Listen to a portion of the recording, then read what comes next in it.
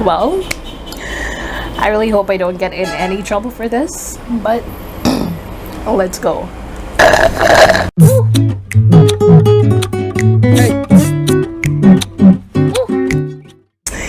Hey everyone, happy mental health month. I know I'm a bit late, but we're still in the month of October. We are still celebrating mental health awareness. And also, mental health is important every month, not just October. It's important January through December, every year, 365 days, 24/7. So I really hope that you have been keeping well and really been taking your mental health into consideration and taking care of yourself. So, since we're on the topic of mental health, I thought that one thing I should address that is not often enough addressed is the fact that psychologists need psychologists too, or therapists or mental health professionals. We also need the kind of care that we offer to others. And today, let me make this clear, I am not speaking from a factual perspective, or I'm not speaking on behalf of every single mental health worker out there, but I'm speaking for myself, and I'm speaking for a lot of my friends who are in this field about concerns and annoyances that we have. So this is in no way to dissuade anyone from becoming a mental health care provider. I'm just here to tell you the truth, at least the truth that I experience. So the first thing that really grinds my gear is the fact that people think that a person with a background in psychology or mental health in whatever way cannot have human reactions or feelings. It's always, but you're supposed to understand. Why are you responding like this? You're supposed to know why he would say this. Or you're supposed to know why she did this. bruh, I am a human. I am a human being. It's almost like I can never be hurt or angry or annoyed or out of patience just because I'm supposed to understand. It's like, but you should know better, like, why are you responding like this, or why are you acting like this? Like, you're supposed to know, you're a psychologist, you're a therapist, you know, like, why are you reacting, why are you surprised, like? I'm a human before I'm a psychologist, so yeah, I'm going to sometimes respond in certain ways that a human should respond because I'm a human. Okay, so please give us a break with the you're supposed to understand thing. Like, no, just stop. Please.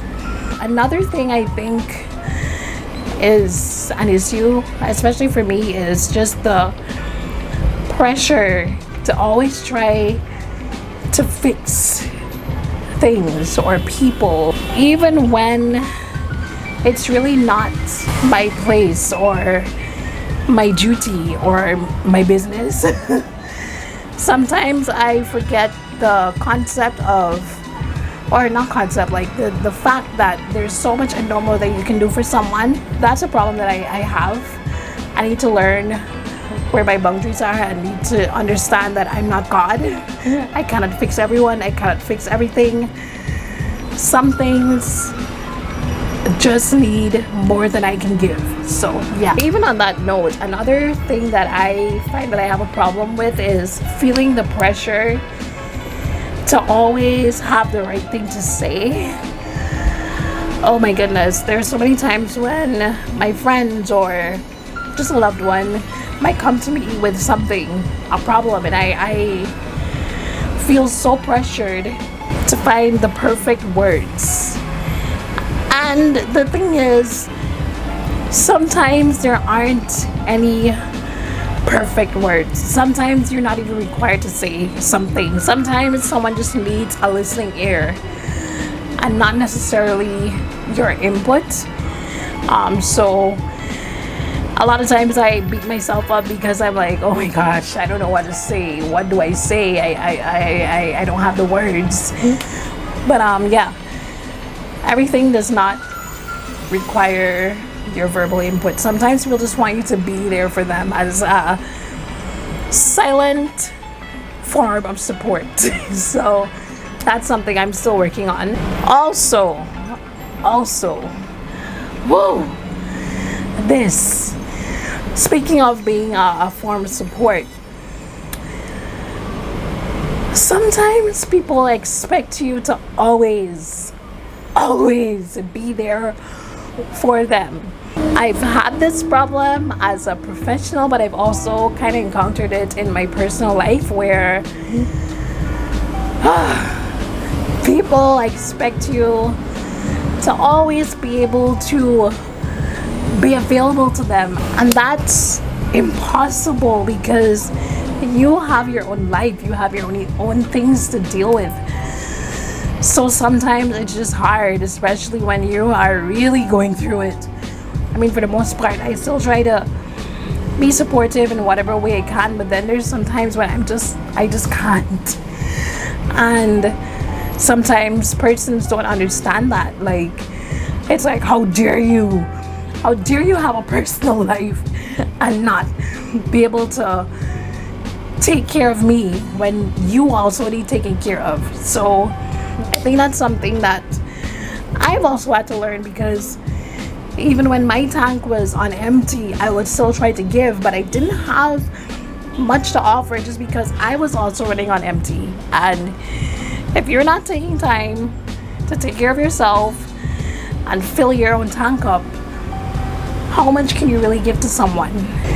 And this kind of spills into something else, like a problem that I have with learning how to separate my personal life from my professional life, just because I am generally a person who worries about others. I am constantly thinking about others and what they're feeling or how they're doing or what I can do to help.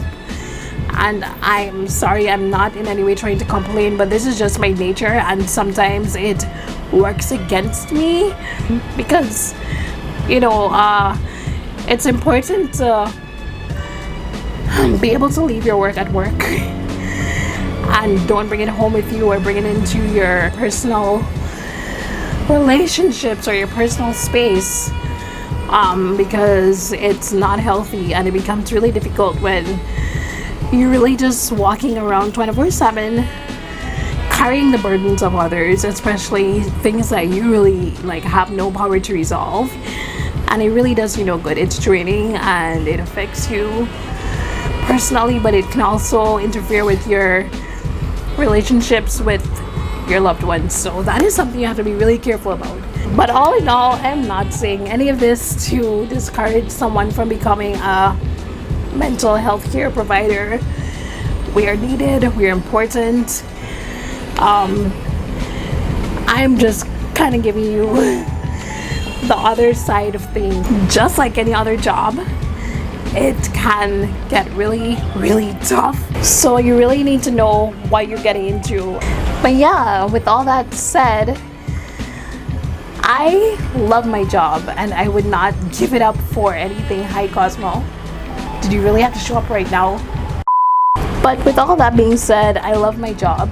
I wouldn't give it up for anything. I am happy to be here. I know my purpose is to be in this field, and I am sincerely happy to help others with their lives. But I'm not gonna lie and say it's always perfect or easy. So yeah, those are just a few things that you have to deal with as a mental health professional. But I really hope that this video was somewhat insightful in one way or the other, and I really hope that everyone out there is continuing to take care of their mental health, prioritizing your mental health, and of course remaining informed on the matters of mental health, because your mental health matters. See you in my next video. Bye.